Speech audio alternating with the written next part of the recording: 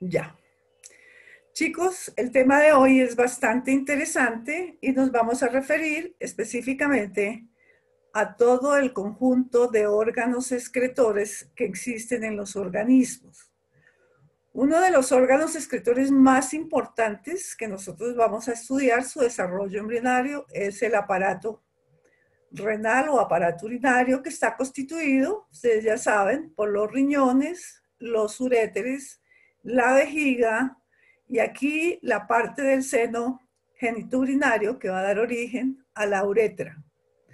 Pero igualmente, además del aparato urinario, nosotros vamos a encontrar otros órganos excretores adicionales, como son, por ejemplo, las glándulas sudoríparas de piel. Ustedes pueden observar aquí un corte de piel, la estructura de una glándula exocrina. Mírenla acá. Tiene su conducto abierto al exterior por donde se van a liberar gran cantidad de agua y sales. Igualmente tendremos el hígado.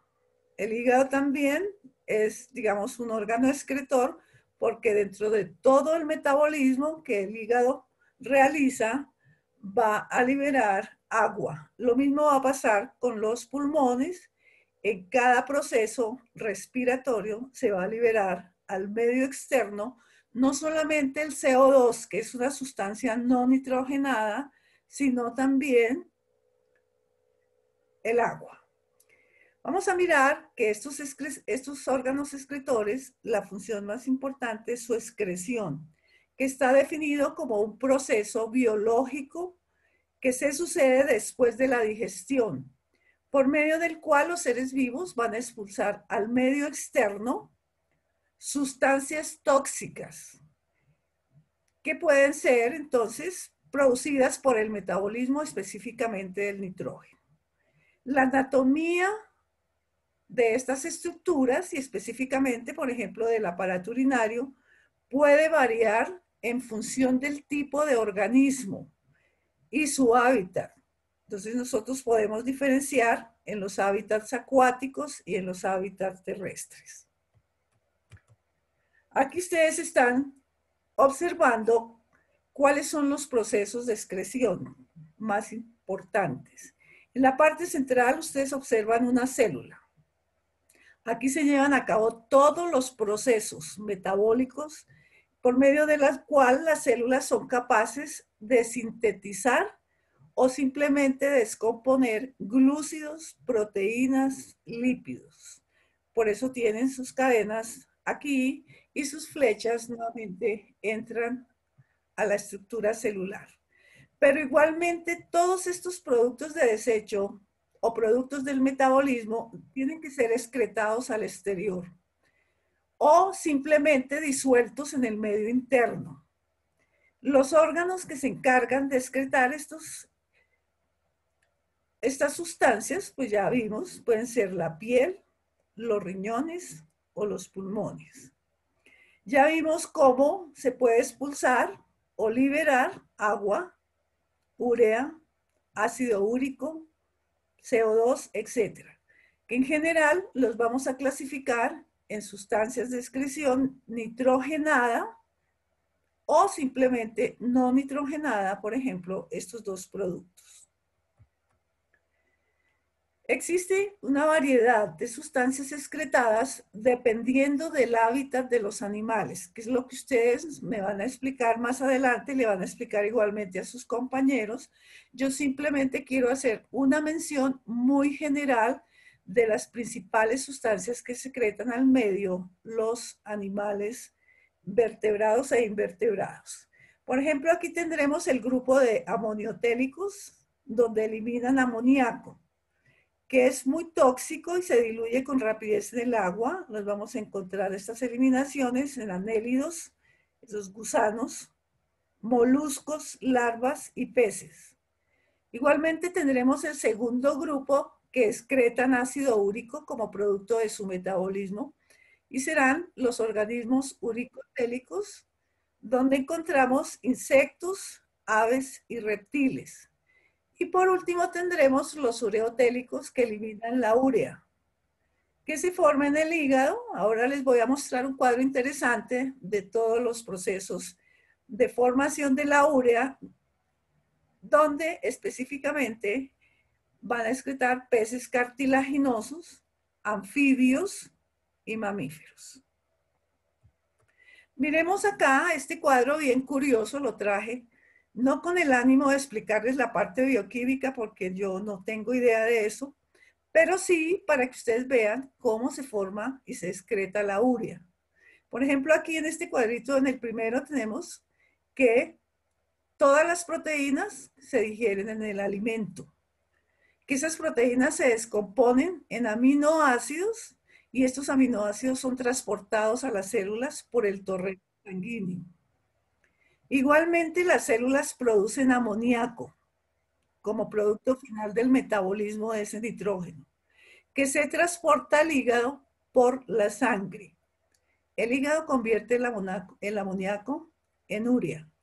La urea obviamente menos tóxica. Y esta es transportada a los riñones, también vía sanguínea, y aquí en las nefronas renales, en las unidades funcionales, la urea se filtra para hacer parte de la composición de la orina. Entonces, este es un cuadro bien interesante para que ustedes vean cómo es ese proceso de formación. Ya la parte bioquímica, pues la verán con la profesora Nausa. Aquí en los mamíferos me interesa que ustedes nuevamente repetirles, la urea es, digamos, la sustancia nitrogenada más importante en los procesos de metabolismo, pero para su excreción necesita agua, lo que representa igualmente una pérdida desventajosa del agua en este tipo de organismos. En cambio, las aves y los reptiles evitan el problema de pérdida de agua, excretan sus desechos nitrogenados en forma de ácido úrico, que es una molécula mucho más compleja. Este ácido úrico no es soluble, como si es la urea, que es la urea soluble en agua. Aquí no, el ácido úrico insoluble, y las aves y los reptiles, y específicamente los insectos, lo excretan como una pasta más sólida, que va acompañada con heces, de manera que la pérdida de agua es mínima. No se les olvide que ustedes también tienen que explicar cómo es el proceso de pérdida de agua, por ejemplo, de los animales del desierto, que allí el agua es de origen metabólico. Las funciones renales, simplemente para hacer un contexto muy general, esto también lo van a ver en fisio, una de las funciones más importantes es la excreción de los productos metabólicos, productos de desecho. Permiten mantener una homeostasis, un equilibrio de agua y de iones. Regula el equilibrio ácido-básico, importantísimo para mantener pHs en niveles normales. Sintetiza la eritropoyetina, la EPO, que es una citocinina importantísima en la producción de los eritrocitos. Regula igualmente la presión arterial, produciendo renina, que permite el aumento o la disminución del agua. Y esto funciona en asociación con las hormonas que se secretan específicamente en la parte de la neurohipófisis. Y algo bien interesante que también van a ver es la gluconeogénesis. ¿Cómo hace, por ejemplo, el riñón para sintetizar glucosa a partir de aminoácidos? Ustedes habrán visto que generalmente los aminoácidos, la glucosa se sintetiza a partir de carbohidratos. El riñón lo puede hacer desde otras vías más secundarias. Veamos ahora, ya con ese contexto inicial, el desarrollo del sistema renal. Se inicia más o menos hacia la tercera semana con la formación de un reborde urogenital, miren acá está, este reborde urogenital, que va a dar origen a dos estructuras importantísimas, a la estructura renal y a las gónadas. Y toda esta cresta o este reborde se va a formar a partir de la hoja embrionaria mesodérmica.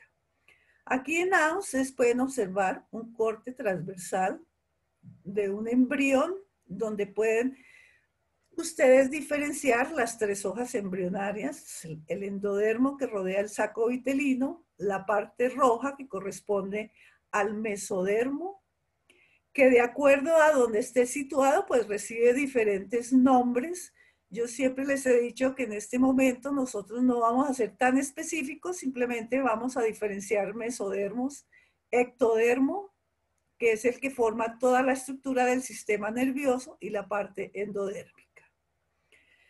Y aquí podemos observar en esta ondulación que ustedes alcanzan a observar, ya se inicia la formación del tubo neural, que más adelante se cierra, y aquí por debajo, recuerden ustedes, está la notocorda. Yo siempre nombro esas estructuras porque son de referencia, son puntos de referencia para que ustedes tengan en cuenta cómo es la localización de estos tejidos. Al lado y lado del tubo neural y la notocorda, recuerden que se forman los somitas. Y aquí en la parte de abajo, este tipo de tejido mesodérmico es el que me va a formar entonces más adelante el reborde o la cresta urogenital. Mírenla acá. Aquí encontramos entonces, en este de la derecha, en la vista sagital de este embrión, el tubo digestivo primitivo. Y el reborde se forma perfectamente por detrás, desde la parte cefálica más o menos hacia la parte caudal. Veamos cómo es la diferenciación de ese reborde urogenital o esa cresta urogenital. Ya vimos que desde el punto de vista embrionario, el aparato urinario y genital provienen de un pliegue mesodérmico que está situado a lo largo de la pared de la cavidad abdominal. Ya lo vimos en la diapositiva anterior. Pero aquí, entonces, podemos observar nuevamente en corte transversal de este embrión el corte de intestino primitivo, el corte del tubo neural, el corte de la aorta dorsal. Fíjense que aquí la aorta dorsal es importantísima en la formación de la estructura urinaria. Y aquí podemos observar esa formación que tiene el mesodermo, mírenlo acá, para pronunciar acá unas estructuras, volverlas mucho más voluminosas y constituir lo que se llama la cresta urogenital. Ustedes observan aquí dos protuberancias. Esta protuberancia interna mucho más cerca de la aorta y mucho más cerca del intestino, que corresponde al reborde gonadal. A partir de este reborde gonadal se van a formar las gónadas. Y mucho más externo vamos a encontrar el reborde que va a dar origen a toda la estructura urinaria. Ese es el cordón nefrógeno y el reborde gonadal. ¿Qué origen tienen? Origen mesodérmico, y las dos estructuras me van a formar la cresta urogenital. Esto, como les digo, en cortes transversales de embriones. Hay dos genes importantísimos, el WT1 y el DAC1, que son los que realmente permiten la diferenciación de la cresta o del reborde urogenital. Y precisamente esos son los que permiten la diferenciación en la parte gonadal y en la parte nefrógena. Aquí ya vemos en cortes de estos esquemas la estructura de la cresta o el cordón nefrógeno, como ustedes lo quieran llamar. Aquí vemos entonces los cordones nefrógenos, que son simétricos a lado y lado. Y aquí tendremos la parte del tubo digestivo. Nuevamente, la posición de la aorta dorsal, el tubo neural, Y aquí tendremos estructuras que van a formar los somitas. Igualmente, estamos diferenciando aquí la cresta urogenital. Y aquí alcanzamos a observar en estos sagitales, estos cortes, la presencia de túbulos, unos túbulos laterales que son los primeros túbulos que se van a formar en el embrión y que van a dar origen a los distintos sistemas néfricos en los vertebrados.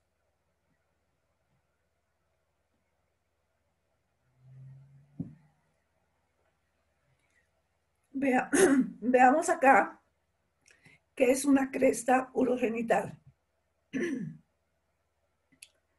Es una elevación longitudinal del mesodermo, ya lo vimos, que es simétrica, que crecen al lado y lado de la aorta dorsal y que da origen, ya vimos, a los aparatos urinarios y genitales. La parte de la cresta urogenital, entonces, es la que realmente va a formar hacia la parte interna todo lo que es la parte gonadal y hacia la parte externa la parte nefrógena. Y aquí vemos cómo al inicio del desarrollo de los embriones se forman tres sistemas excretores en vertebrados. En toda la evolución de los cordados, ustedes recuerdan que los cordados son los que tienen un cordón aquí, un tubo neural que se extiende a lo largo del cuerpo desde la parte cefálica hacia la parte caudal. Por eso se llaman cordados. Que en el periodo somítico, cuando se inicia la formación de los somitas, el mesodermo se fragmenta y forma tres sistemas excretores que son: el primero, que corresponde al pronefros, está más cerca de la parte cefálica; el mesonefros en la parte media, y ya en la parte caudal se va a formar el metanefros. Esos son los tres sistemas que ustedes deben explicar igualmente en cada una de las especies que van a trabajar. El pronefros es el riñón más primitivo, siendo transicional en embriones de anfibios y peces. El mesonefros es más desarrollado y se vuelve en la estructura permanente en anfibios y peces. Y ya la parte del metanefros forma el riñón definitivo, que es el que encontramos, por ejemplo, en todos los vertebrados superiores, inclusive en reptiles, aves y mamíferos, que terminan acá en un conducto común que se llama cloaca. Pero no se les olvide que en los mamíferos el septum permite la división de la cloaca y separa esta cloaca en dos porciones: la porción genitourinaria y la porción anal. En cambio, en reptiles y aves se mantiene la estructura cloacal.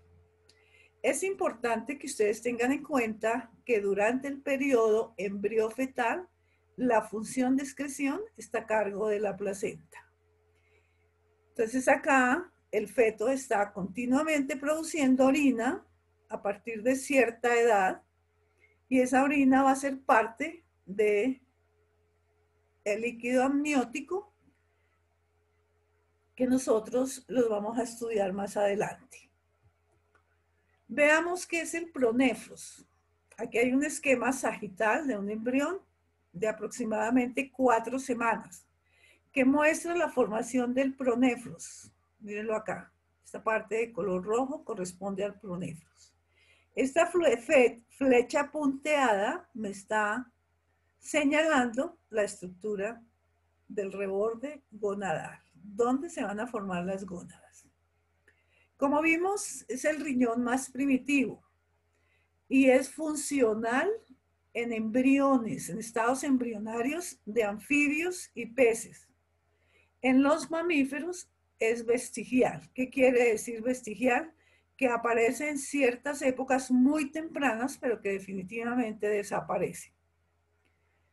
Es una estructura transitoria y está formado por una serie de túbulos, ustedes lo están viendo aquí, o conductos que se llaman nefrotomas, que se van a localizar más o menos hacia la región cervical.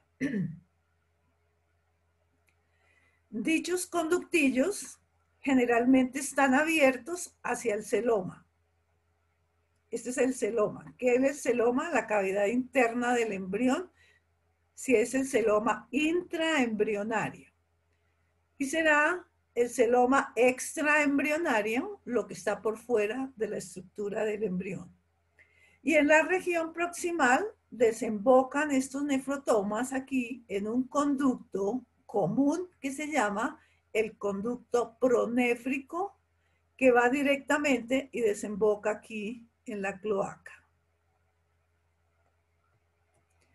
¿Qué es el mesonefros? Aparece al final de la cuarta semana. Es mucho más grande. Por su ubicación es mucho más caudal y se localiza más o menos hacia la región torácico-lumbar. Ustedes pueden observar aquí en la parte superior el pronefros, que está en periodo de desintegración, por eso dijimos que era vestigial en los embriones de los organismos superiores. Constituye el riñón definitivo de los peces y los anfibios. Mírenlo acá. Y es funcional en fetos de gato, cerdo y conejo. Aquí se van a formar los túbulos néfricos. Y estos tubos néfricos los ven ustedes aquí en un corte transversal a nivel del cordón nefrógeno. Aquí ustedes observan la aorta dorsal, nuevamente la parte del tubo neural. Decíamos que las unidades excretoras del mesonefros constituyen o están formados por los tubos néfricos. Los tubos néfricos ustedes alcanzan a diferenciar, tienen una forma de S. Por este lado desembocan en el conducto mesonéfrico o conducto de Wolff. Y por este lado forman lo que se llama la cápsula de Bowman, que envuelve el glomérulo. Pero este glomérulo está conformado por el alargamiento de los vasos que hace la arteria dorsal. Entonces, no se les olvide que la unidad excretora del mesonefros corresponde al tubo néfrico. Y aquí vemos el mesonefros en cortes transversales de este embrión que muestra la sucesión de los tubos mesonéfricos o del mesonefro. Todo esto es mesonefro. Uno de sus extremos se disponen las unidades excretoras que envuelven aquí los glomérulos, que son derivaciones de la aorta dorsal. Y por el otro lado desembocan en un tubo común que se llama conducto mesonéfrico o conducto de Wolff, que termina aquí en la cloaca. Este conducto de Wolff es bien importante porque es el que va a permanecer en los mamíferos en general y va a ser parte de las estructuras reproductivas de los testículos. En la parte de abajo podemos observar una sección sagital de un feto de perro, que muestra ya cómo el mesonefros, mírenlo acá, está involucionando, ya se está volviendo vestigial y se activa la formación del metanefros. Este ya es el metanefros que empieza a diferenciarse en la estructura permanente, en la estructura del riñón permanente. Igualmente pueden diferenciar la estructura de la glándula adrenal en la número 3 y aquí también tendremos la estructura de la gónada. Aquí vemos las unidades básicas excretoras del pronefros y del mesonefros. recuerden que nosotros vimos que aquí, a partir de este mesodermo, se van a formar los nefrotomas. Y aquí ya está el nefrotoma completamente formado que se abre al celoma intraembrionario. Pero ya aquí se va a diferenciar en tubo néfrico. En amarillo ustedes alcanzan a diferenciar el tubo néfrico que tiene más o menos una forma de S, que por un lado desemboca en el conducto de Wolff y por el otro simplemente hace contacto con las ramificaciones de la arteria. En este momento tenemos dos estructuras glomerulares, una interna y una externa. Pero acá ya simplemente cuando el mesonefros está completamente formado, ya no vamos a encontrar sino solamente una. Y aquí nuevamente tendremos la unidad excretora en estos cortes transversales. Estos túbulos contorneados corresponden al mesonefros en los tubos néfricos. Y aquí desemboca nuevamente en el conducto de Wolff o conducto mesonéfrico. Y por este lado forman, como ya vimos, la estructura de la cápsula de Bowman que envuelve entonces acá todos los capilares sanguíneos que provienen directamente de la aorta dorsal. Ustedes pueden observar ya aquí este reborde muy cerca a lo que es la estructura que sostiene el intestino. Miren, aquí está el corte transversal del intestino. Podemos observar ya la diferenciación de los cordones sexuales. Ya inicia la formación de las gónadas, que es un tema que nosotros abordaremos en las próximas charlas. Aquí un esquema explicativo de cómo es el tubo néfrico, cómo es la unidad excretora en el mesonefros, en la estructura en el sistema. Nuevamente vimos el tubo en forma de S. En azul, aquí claro, está el corte transversal del conducto mesonéfrico, conducto de Wolff. Y por este lado, la cápsula de Bowman que limita el glomérulo. Nuevamente vemos ya la formación de la cresta genital. Esto es simétrico. Aquí al lado derecho igualmente se van a formar estas estructuras. Todo es simétrico. Y aquí podemos observar en un embrión de ratón el corte transversal, donde diferenciamos igualmente el corte del tubo neural. Y aquí estará el corte transversal de la cresta urogenital, donde en azul clarito vemos el conducto de Wolff y en azul vemos el conducto néfrico.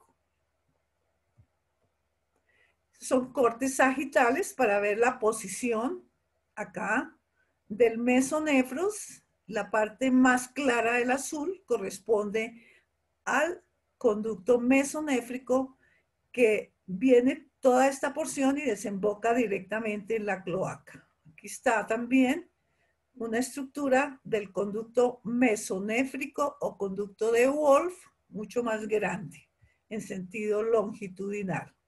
Aquí vemos en cortes transversales a nivel de la cresta nefrógena el mesonefros y aquí igualmente vemos el corte del túbulo o del conducto mesonefro o del conducto de Wolff y esta será la estructura del tubo néfrico del mesonefros.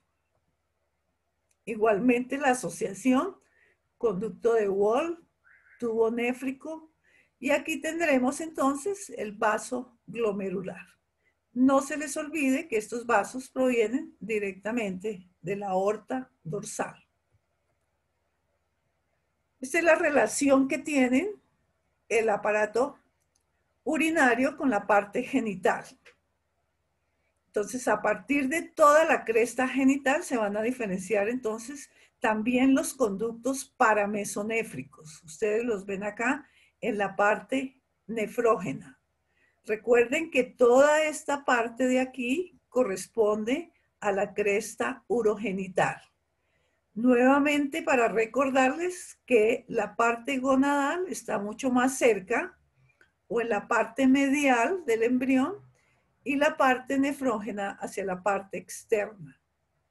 Y aquí pueden diferenciar en el cordón nefrógeno la formación del conducto paramesonéfrico, que también se llama conducto de Müller.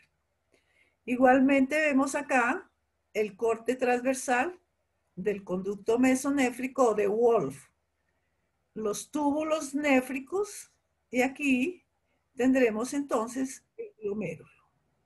Alejandro le cogió el sueño. Bueno, No, profe, es que estoy entrando desde el computador. bueno, Estaba desde el celular. perfecto. El conducto, aquí vemos la relación que existe entre la gónada, ustedes la observan aquí, en vistas sagitales, la gónada y el mesonefros. Igualmente en amarillo, ustedes observan también el conducto paramesonéfrico. Cuando estos dos conductos están presentes en el embrión, es porque aquí no ha habido todavía ninguna diferenciación sexual. Y esto corresponde a embriones de bovino, más o menos de 28 días de gestación. O sea que a los 28 días nosotros no podemos saber si ese embrión va a ser un embrión femenino o un masculino. Porque simplemente si nosotros los llevamos a un microscopio, vamos a diferenciar el conducto mesonéfrico y observamos el conducto paramesonéfrico. Así nosotros estemos observando la estructura de la gónada. En este momento decimos que la gónada es completamente indiferenciada. Aquí está la posición del mesonefros, mírenlo acá, es mucho más grande, tiene una posición diferente, son cortes transversales y esa parte longitudinal de un embrión comparado con el tamaño de la gónada. Y aquí ustedes alcanzan a diferenciar entonces la parte del intestino, el asa intestinal primitiva, más o menos a esta distancia. Y a esta posición vamos a encontrar por la parte posterior la estructura de la gónada. Los conductos eferentes mantienen siempre, esto es cuando ya se diferencia el testículo, lo traje simplemente para que ustedes vean cómo a partir del conducto mesonéfrico, que se está en procesos, aquí el mesonefro ya se está degenerando, pero permanece el conducto. Y ese conducto mesonéfrico o conducto de Wolff es el que va a formar, por ejemplo, aquí toda la estructura de la red de testis, de los testículos, y lo que es el conducto deferente. Parte del epidídimo, todo lo van a ver ustedes de color azul, porque habíamos dicho que el conducto de Wolff permanece en los machos, desaparece en las hembras. Y aquí vemos cómo en el descenso de los testículos, cómo el conducto mesonéfrico se desplaza acá y va a formar los conductos o los ductos eferentes, la estructura del epidídimo y los ductos deferentes. Por eso decimos que en los machos permanece el conducto de Wolff, pero que se transforma en estas estructuras tan importantes. Veamos la relación de los tres sistemas. Ya vimos pronefros, mesonefros y metanefros. Nuevamente, en color rojo, tenemos el pronefros, que está en procesos de desintegración. Se activa entonces el mesonefros. Aquí tenemos los segmentos del conducto o de los tubos néfricos, que van a desembocar más adelante aquí en este conducto común que desemboca aquí en la cloaca, que corresponde al mesonefros. Pero vimos que en los organismos superiores se diferencia un tercer sistema, que es el que ustedes están viendo acá, que es el metanefros. ¿De qué está conformado el metanefros? De esta estructura de una evaginación del mesonefros. Mírenlo acá, este es el conducto mesonéfrico. De aquí se va a formar una evaginación, esta de color amarillo, que va a formar la yema ureteral. Y la parte negra, que es también de origen mesodérmico, que va a llamarse el brote ureteral, el blastema ureteral. Entonces, aquí pueden observar ustedes en esta parte, la parte de la yema ureteral de color amarillo y el blastema, que es el que va a formar más adelante las unidades excretoras. Veamos acá el tercer grupo que ya mencioné, que es el metanefros o el tercer sistema, que se forma a partir de la quinta semana.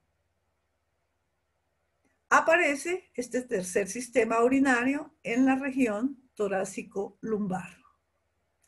Es el metanefros que va a dar origen al riñón definitivo. Sus unidades excretoras se desarrollan a partir del mesodermo. Todo es de origen mesodérmico. Y aquí entonces se van a distinguir o a diferenciar dos estructuras fundamentales en el metanefros. La yema ureteral, que me va a formar el sistema colector, y el blastema metanéfrico, el sistema excretor. Entonces nosotros vemos acá la yema, miren acá, ureteral, e igualmente vemos esta estructura en la parte superior que corresponde al blastema metanéfrico, que va a dar origen a todo el sistema excretor. Vimos que el metanefros constituye el riñón definitivo. Su desarrollo tiene que coincidir con la desaparición, la desintegración del mesonefros. Pero los restos del mesonefros sirven para formar estructuras de gónadas y glándulas adrenales. Y aquí ya vemos entonces nuevamente las dos estructuras fundamentales que no se les va a olvidar, que es el sistema colector, que es el sistema excretor. Cómo se forma lo vamos a ver ahora. Posición del metanefros. Entonces acá ustedes pueden observar el seno urogenital. Toda esta estructura corresponde a la cloaca. Aquí pueden diferenciar de manera simétrica al lado y lado de la estructura del embrión bilateral. Aparecen los tubos mesonéfricos que están en procesos de regresión. Cuando esto empieza a regresar, a hacer regresión o simplemente a desintegrarse, entonces el metanefros empieza a crecer, empieza a diferenciarse. Y aquí pueden diferenciar ustedes en azul el conducto mesonéfrico o conducto de Wolff, que es el que permanece en estos organismos. Igualmente, aquí en la parte derecha, ustedes pueden observar el conducto mesonéfrico que desemboca aquí en la cloaca. Decíamos que el metanefros se forma por una evaginación del mesonefros. Y aquí lo ven ustedes, esta es la evaginación que se forma y da origen a la yema o al brote que se llama brote ureteral. Y aquí en la parte superior se forma una estructura que se llama el blastema metanéfrico. Estos son cortes transversales de embriones donde podemos diferenciar ya la estructura en verde, el blastema metanéfrico, y aquí esta parte amarilla, la estructura del brote ureteral. Aquí ya se diferencia en morado la iniciación o la formación en el mesénquima de este tejido de lo que es el cáliz mayor. Nuevamente acá veremos el metanefros que se forma como una evaginación del mesonefros. Y aquí en la parte de abajo, el brote ureteral que se ramifica y empieza a formar estructuras aquí dentro del blastema metanéfrico que corresponde a la pelvis, a los cálices mayores menores y a los túbulos en general. Miremos cómo se forma el sistema colector. El sistema colector se desarrolla a partir del brote ureteral. Mírenlo acá. O de la yema, como ustedes lo quieran llamar. Es una evaginación porque va hacia afuera del conducto mesonéfrico. Ya lo habíamos dicho. Una evaginación del conducto mesonéfrico. Que se introduce en el tejido metanéfrico o del blastema metanéfrico y empieza entonces a formar como una caperuza en su porción distal. Y aquí pueden ver ustedes cómo empieza a dilatarse y a formarse la pelvis renal definitiva. Esta pelvis se divide en una porción craneal y una porción cefálica.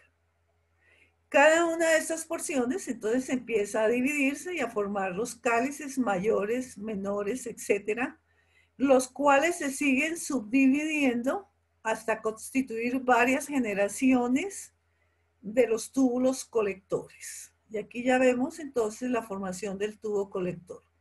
No se les olvide que empieza con la formación de la pelvis, la formación de los cálices mayores, menores, y aquí al finalizar se van a formar entonces los túbulos colectores que los ven en esta parte.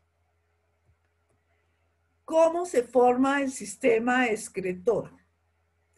Cada túbulo neoformado o recién formado, lo ven acá, está recubierto en la parte distal por un capuchón de tejido metanéfrico. Ustedes lo ven de color azul. Por influencia inductora del túbulo y obviamente de un grupo de genes, a partir de estos capuchones metanéfricos se van a formar unas vesículas pequeñas que corresponden a las vesículas renales, que a su vez estas vesículas renales se van a fusionar y van a formar pequeños túbulos en forma de S. Mírenlas acá.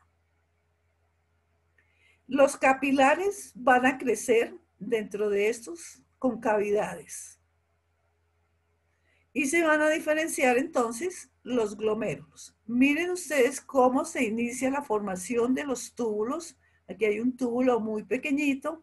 Se inicia la formación de la cápsula de Bowman. Aquí ya tendremos un tubo mucho más largo. Se ha formado la cápsula de Bowman.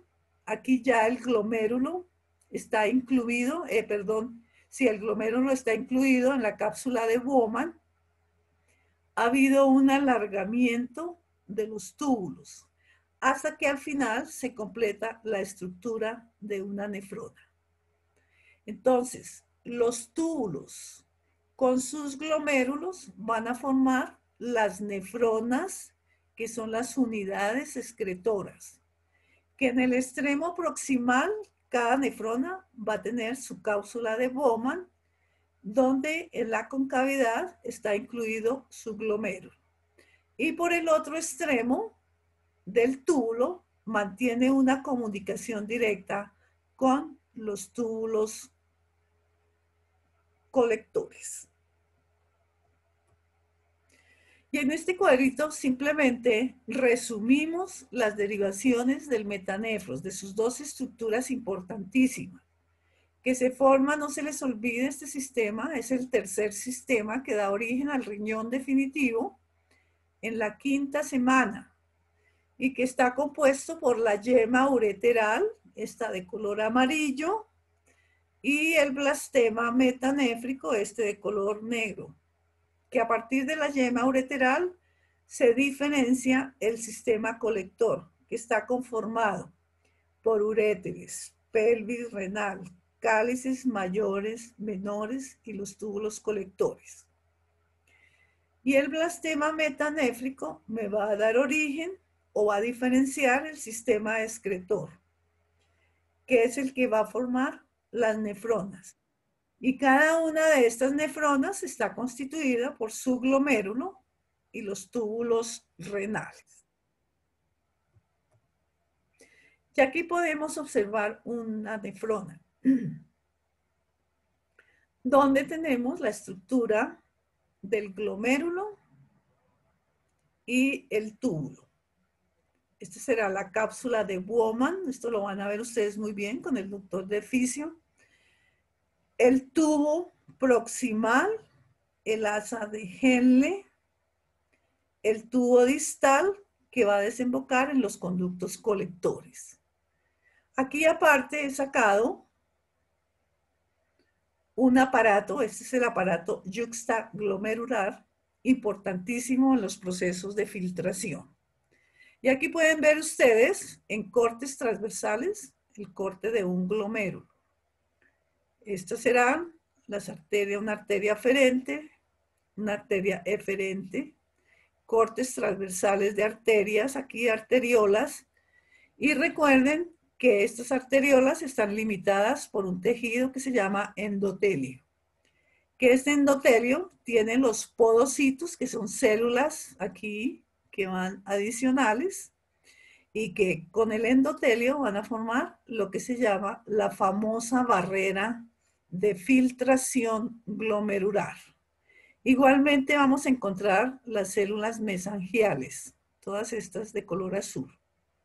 Y estarán limitadas por un epitelio que corresponde al epitelio de la cápsula de Bowman.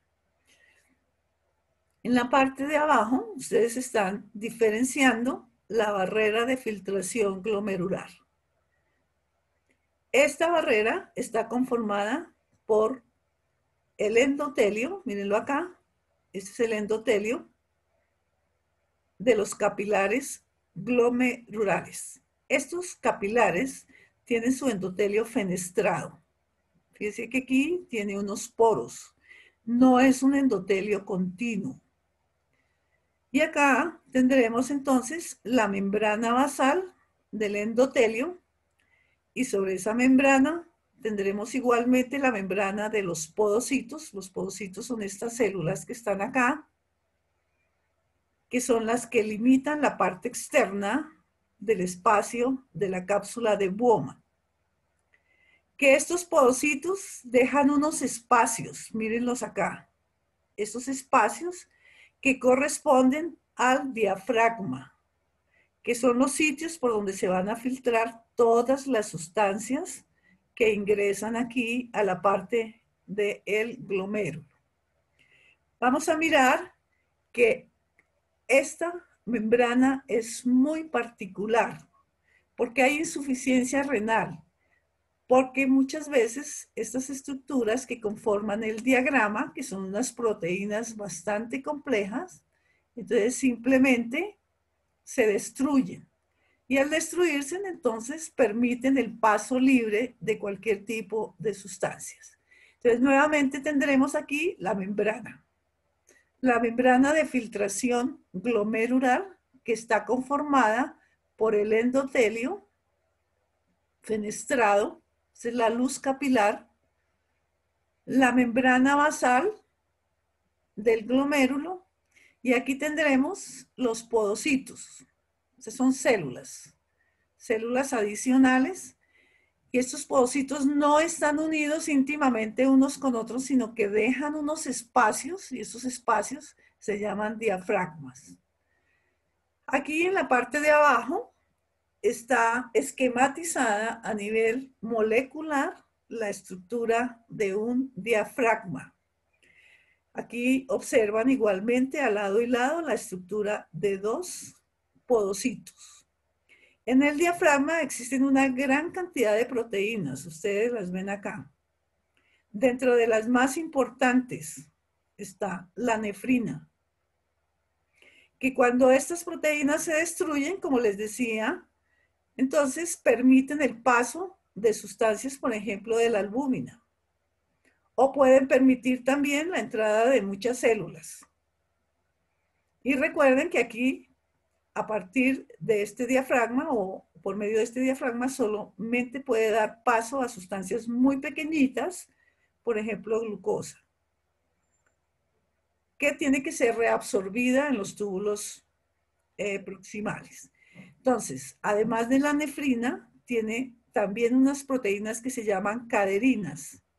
Esas caderinas establecen comunicación y están ancladas en otro tipo de proteínas que ustedes observan aquí, como es la podosina, y esta podosina igualmente permite el anclaje de los podocitos a las proteínas del diafragma.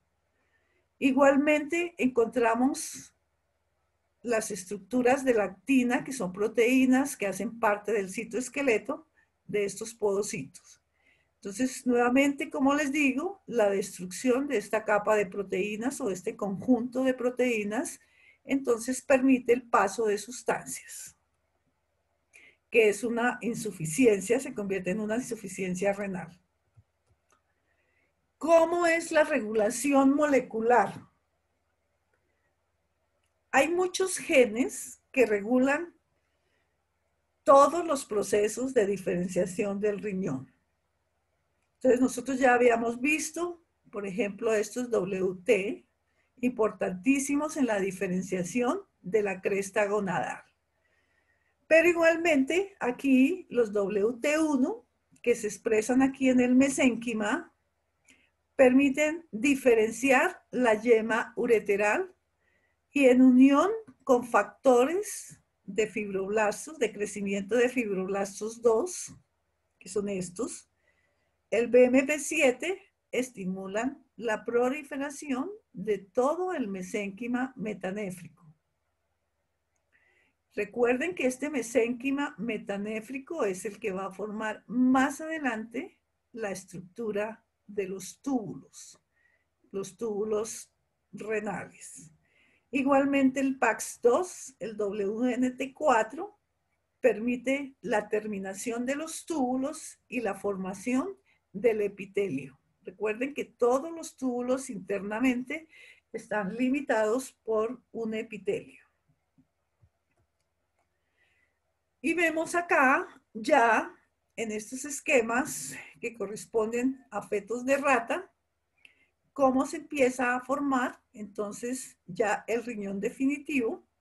Aquí tendremos en uno la parte del metanefros y el uréter. La flecha me está indicando el uréter. Y esta parte, la parte del riñón que está en procesos de formación. Y aquí en la parte superior observamos el crecimiento, el alargamiento de la yema ureteral para diferenciar el uréter. Y a partir del blastema metanéfrico o el blastema renal, se van a formar las vesículas, ustedes la observan aquí, a partir de las cuales se van a desarrollar los túbulos néfricos. Aquí han sacado aparte la estructura de una nefrona, donde diferenciamos el túbulo proximal distal. Y aquí la parte de la cápsula de Bowman, que como les decía, incluyen en la parte interna el glomérulo. Este es simplemente para que ustedes diferencien en el sistema colector, en la parte de abajo, cómo va ramificándose esa yema ureteral. Ramificándose cada vez más, dependiendo también de la especie, hasta que forma todo el sistema colector completo. Entonces aquí estará el uréter, la parte de la pelvis, los cálices renales que terminan aquí con todo el conjunto de los túbulos nefrógenos. En la parte superior, nuevamente, les está mostrando los tres sistemas. El pronefros en degeneración. Aquí está en la parte superior. Igualmente tendremos el mesonefros acá. Ahí alcanzan a diferenciar los tubos néfricos que desembocan en este conducto común que se llama el conducto mesonéfrico o conducto de Wolff. Y aquí al final tendremos entonces el metanefros, que está conformado nuevamente por la yema ureteral y el blastema metanéfrico. Y aquí tendremos entonces la estructura de la cloaca. Este es un corte histológico sagital de la región abdominal de un embrión de oveja, que equivale a un humano más o menos de 10 semanas de gestación. Se observa en G la gónada, en M el mesonefros en involución, desapareciendo, y se activa la formación del metanefros. Esta es toda la estructura del metanefros. Aquí alcanzan a observar ustedes la diferenciación de los túbulos néfricos que precisamente se forman en todo este blastema. Este blastema siempre va a estar conformado de mesénquima, y yo siempre les he dicho que el mesénquima es un tejido embrionario. Veamos cómo es el ascenso craneal del riñón, porque fíjese que el riñón está aquí por debajo de la gónada. Este riñón tiene que ascender y la gónada tiene que descender hacia la parte caudal. Precisamente por dos factores. Por el crecimiento de la región lumbosacra, y ya disminuye la curvatura del cuerpo embrionario. Recuerda que inicialmente es muy curvado. Y hay crecimiento igualmente de la yema ureteral. Y ya se van entonces a ver diferenciación y migración de la gónada hacia la parte caudal. Entonces ustedes ven aquí, por ejemplo, la posición. Ya aquí el riñón empieza a subir, la gónada a descender. Igualmente aquí ya se está entonces dividiendo la cloaca en las dos estructuras, urogenital y anorrectal. Y ya en esta última vemos la posición definitiva del riñón, del metanefros, la posición de la gónada, igualmente la división completa de la cloaca. Es importante que ustedes vean en este esquema que ya aquí, en este seno urogenital, este es el seno urogenital, ya la yema ureteral no desemboca aquí en el mesonefros, sino que desemboca directamente en el seno urogenital, en la parte craneal. Este es un resumen de los 3 sistemas excretores en vertebrados, donde vamos a diferenciar 3 estructuras importantes, que es el túbulo néfrico, el nefrostoma y el glomérulo. ¿Qué pasa en un pronefros? Aquí tendremos el pro, el meta, el meso y el metanefros. Decíamos que acá el pronefros está presente en el embrión de algunos vertebrados, peces primitivos, pero es vestigial en la mayoría de los animales. Que aquí vemos el nefrostoma, mírenlo acá, en forma de copa, que puede abrirse a la cavidad intraembrionaria o a la cavidad celómica. Y tendremos un túbulo que comunica aquí con el conducto pronéfrico. Este es el conducto pronéfrico. Igualmente empiezan a formarse estas derivaciones de los vasos sanguíneos, pero todavía no hacen contacto directo con la parte de los túbulos. Entonces, los túbulos, estos túbulos se abren por medio del nefrostoma a la cavidad celómica. Entonces, a través de estas estructuras se liberan las sustancias de desecho. No hay glomérulos acá todavía, no existen los glomérulos. Pero ¿qué pasa en un mesonefros? Aquí ya entonces, que está presente en peces y anfibios de una manera ya temporal, inclusive en su edad adulta, el nefrostoma se atrofia y ya empieza a formarse lo que llamamos el tubo néfrico, que tiene una evaginación al terminar, que corresponde a la cápsula de Bowman. Ya hay una red capilar, mírenla acá, y hay un filtrado a nivel de este sistema. ¿Qué pasa en un metanefros? En un metanefros que está presente en reptiles, aves y mamíferos. Es un mecanismo que está ya perfectamente constituido, donde se lleva a cabo la máxima absorción, por ejemplo, de agua, que está conformado por los túbulos colectores. Aquí están los túbulos nefrógenos o néfricos, como lo quieran llamar. Aquí está la cápsula de Bowman, ya. Entonces, por dentro de la cápsula está todo lo que es el sistema glomerular, pero algo bien interesante es aquí que todos estos tubos terminan acá en un tubo colector. Y estos tubos colectores van directamente al uréter. Recuerden que los uréteres en las aves y en los reptiles desembocan directamente en la cloaca.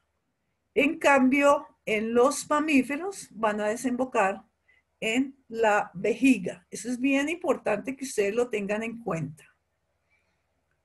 En aves y mamíferos se abren en cloaca. Y en cambio, en los mamíferos se van a abrir en la vejiga o terminan en la parte de la vejiga. Veamos cómo es el desarrollo del seno urogenital. Entonces, aquí distintos estadios de desarrollo de ese seno urogenital. Nuevamente aquí está el septum, que permite la división de la cloaca en las dos porciones, la porción urogenital y la porción anorrectal. Y aquí están completamente divididas esas dos porciones. Me interesa en este momento la porción urogenital que se llama seno, seno urogenital. Toda esta parte que ustedes observan hacia la parte ventral se llama seno urogenital.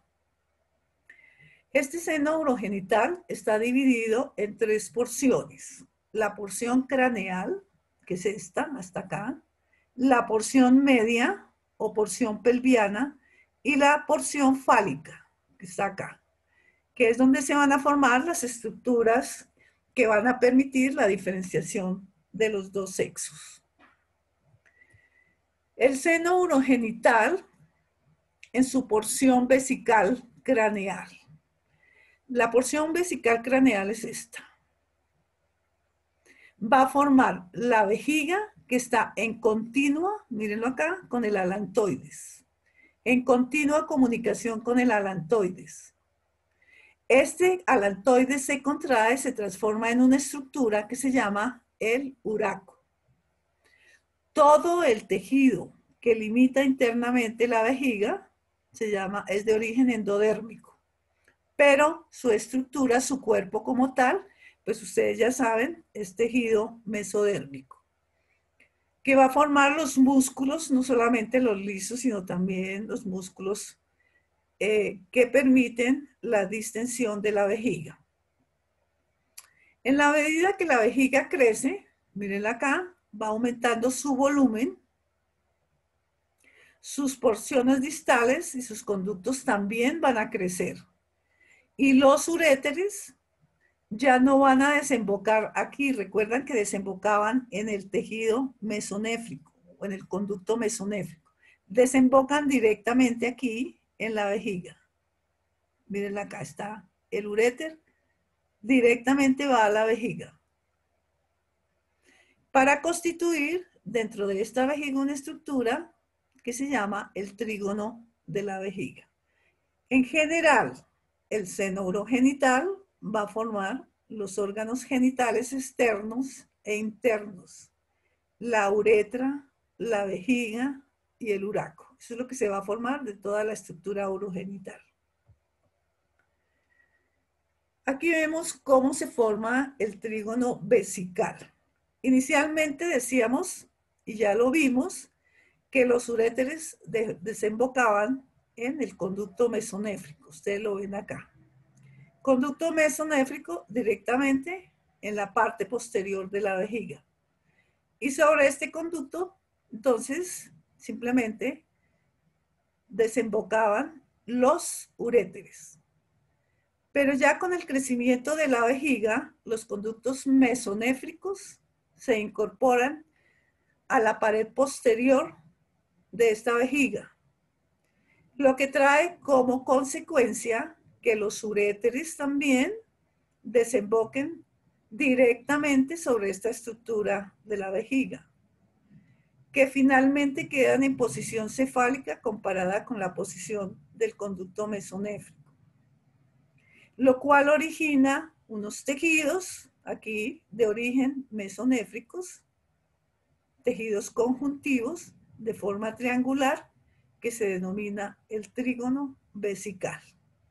Entonces no se les olvide que aquí los uréteres desembocaban en el conducto mesonéfrico, pero en la medida que la vejiga va creciendo, se va diferenciando, entonces cada uno de estos conductos se independiza, quedando los uréteres en la parte cefálica, el mesonéfrico en la parte caudal, y formando acá un tejido de origen conectivo que se llama el trígono vesical. Veamos ahora la porción medial. La porción medial del seno urogenital. Ya vimos la porción craneal. En esta porción medial se va a formar la uretra femenina, masculina, la estructura de la glándula prostática. La uretra prostática y la uretra peniana. No el pene, porque el pene se va a formar ya de la porción cefálica caudal. Y aquí vemos entonces cómo es la posición fálica caudal del seno urogenital. En el periodo indiferenciado se desarrollan varias estructuras alrededor del orificio de la cloaca. Primero tendremos aquí, mucho más oscuro, el tubérculo genital. Los pliegues cloacales son estos que están acá, que limitan la membrana cloacal. Y en la parte de afuera tendremos las eminencias genitales. Aquí tendremos el desarrollo, por ejemplo, de los órganos sexuales de un macho, donde a partir del tubérculo genital empieza a crecer y a formarse la estructura peniana. Esta parte de acá va a formar estrictamente estructuras que corresponden al escroto. Igualmente, si es en la hembra, van a participar estas tres estructuras cloacales y genitales, que en la hembra van a formar el tubérculo genital, el clítoris, el pliegue cloacal, los labios menores, las eminencias genitales, los labios mayores, y en la parte interna, entonces, de la membrana cloacal se va a formar o se va a observar en esta parte la estructura de la uretra. Y ya para terminar, muchachos, y no aburrirlos tanto, vamos a hablar algo rápidamente de los riñones fetales, que aquí el número de glomérulos aumenta de manera gradual hacia la 10ª semana, alcanza su totalidad máxima en las últimas semanas fetales. Que después del nacimiento el riñón aumenta de tamaño, pero ¿qué estructuras realmente lo hacen? Hay alargamiento de los túbulos proximales y del asa de Henle. Y obviamente un aumento, una multiplicación del tejido intersticial. La parte funcional del riñón, y bien interesante, la producción de la orina inicia más o menos en estas primeras 9-12 semanas, y esta orina va a ser parte importantísima del líquido amniótico. Y ya la parte de la tasa de filtración glomerular, se alcanza máximo, sus tasas máximas después del nacimiento. Y aquí ven ustedes, por ejemplo, que los riñones fetales están constituidos por lóbulos. Es bien característica la formación de los lóbulos que luego desaparecen. No es lo mismo que ya cuando un neonato nace y continúa con sus lóbulos en el riñón, porque ya hablaríamos de una enfermedad o de una patología congénita que es el ovario poliquístico. Uy, Paula ya llegó y se acabó la clase. Y aquí tendremos entonces la posición de las glándulas adrenales, que puede estar perfectamente sobre el riñón o simplemente pueden estar separadas, pero de una u otra manera están en la parte craneal del riñón. Bueno, chicos, eso era todo. Gracias.